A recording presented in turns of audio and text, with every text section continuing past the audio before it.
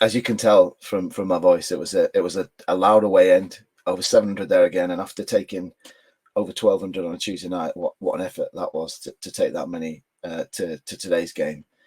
And yeah, what a victory! I think wasn't a scintillating game of football. It wasn't full of the beautiful game, but it was a performance that was full of grit and determination and really solid. And it's one of those, we were chatting on the walk back to the station, that there were lots of times where Carlisle had the ball in wide areas and they were on the attack, and it's a nice change that you're not terrified of the ball coming into the box, or you're not terrified of them beating a man and putting a cross in.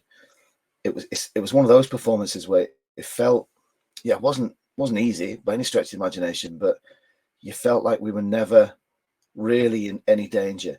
I mean, neither keeper had a save to make aside from the goals. I think that maybe their keeper had one late on, but it was just a really solid performance where you could see players from 1 to 11 were giving everything.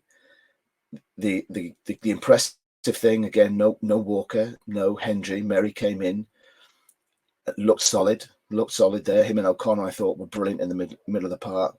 Bradshaw comes in on a wide left position. It's probably somewhere where he's not used to playing that often, and again, turned in a cracking performance. So I think last time we spoke was after the Accrington game, and we talked about the lack of drop off when you get these players coming into the side, and I think that showed again today. Turnbull come back in, never looked like he'd been away. Looked like him and Davis had been playing together all season so far.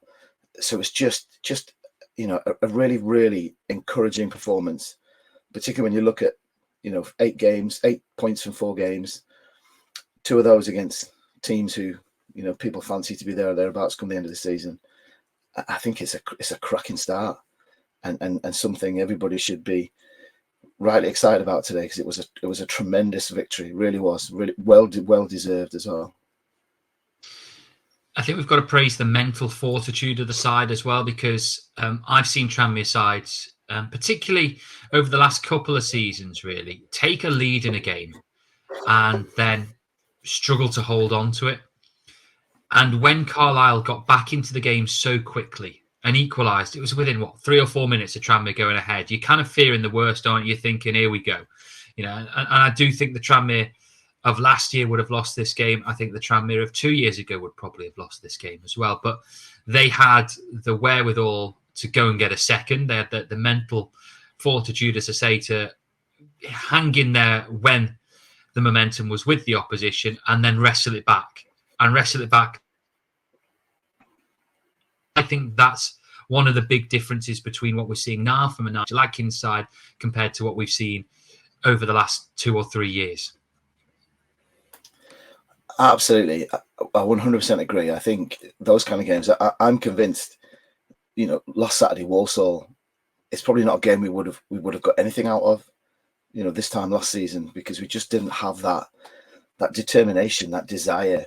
And today, we went ahead and like you said, they equalised pretty quickly. And that, again, last season, definitely, it would have just taken the wind out of our sails completely, and it wouldn't have been a surprise to see us go on and lose the game. But you can just see there's a different mentality in this team. They're incredibly well drilled. Defensively, their shape is superb. And when you've got the likes of Leo O'Connor, again, is back to his best in the middle of the park. He chases down everything. He wins everything. Merry, he got caught a couple of times, but he's great on the ball. Looks to play forward. Looks to create things. I think you just have a belief in this team that they're going to be, first, incredibly hard to beat. Tom Davis, what a start to the season he's had. He's just rock solid.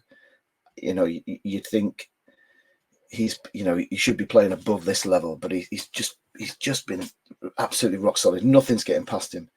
And you're right, there just seems to be something that Nigel's instilled in this team, that no matter what happens, we'll come through it, we'll get over it, we'll find a way. And so far this season, we've been finding ways in the league and in the EFL Cup first round anyway. And that's really encouraging signs.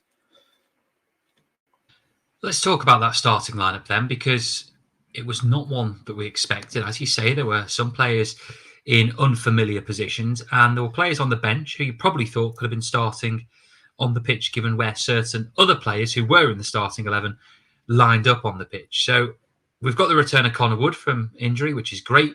We've seen Zach Bradshaw come into the side, as you say, on the wide left when Kieran Morris is on the bench. Now, how fit he is already to play 90 minutes, I'm not sure, but he's there. He's on the bench, so he must be fit enough to play some football.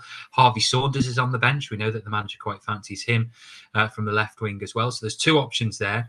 You could have had someone play in midfield instead of Leo Connor, potentially dropping Connor Jennings there. Obviously, Regan Hendry's not quite fit enough to start games, otherwise you suspect he would have. Josh Williams could have played in there, but no, the manager decided to trust Chris Merry and play him alongside Leo Connor, which I'm not sure is a midfield that many of us would have foreseen being successful in a game for Tranmere if you'd asked us a few months ago. But they did the job. But that midfield, it was such a mishmash of a midfield, but it worked.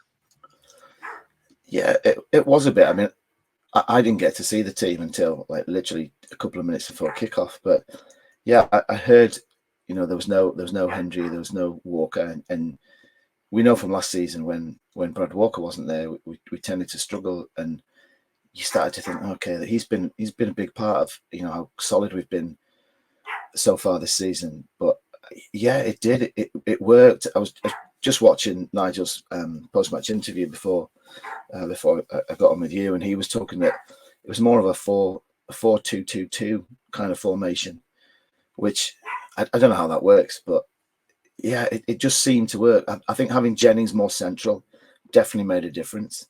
You could see he's a lot more comfortable there. He can do more in the game from that position. But yeah, it just seemed to work, and I think again this is plaudits to the way they're drilled, plaudits to the style of play that we want to have. But I think it also shows that we're capable of different formations in different games, and everybody knows what they need to be doing, and everybody's comfortable there, even if they're not in necessarily positions. And I think he's been very clever in terms of the players he signed this season so far do have that ability to be maybe a bit more adaptable than we've had in the past. And I think when we've lost players because they were the mainstay of that position, I don't think that's the case this season. I think we've got quality players who can come in and do a job in many different positions, and I think that's a real strength that he's managed to build it in the team through the summer and with the signings that he's brought in.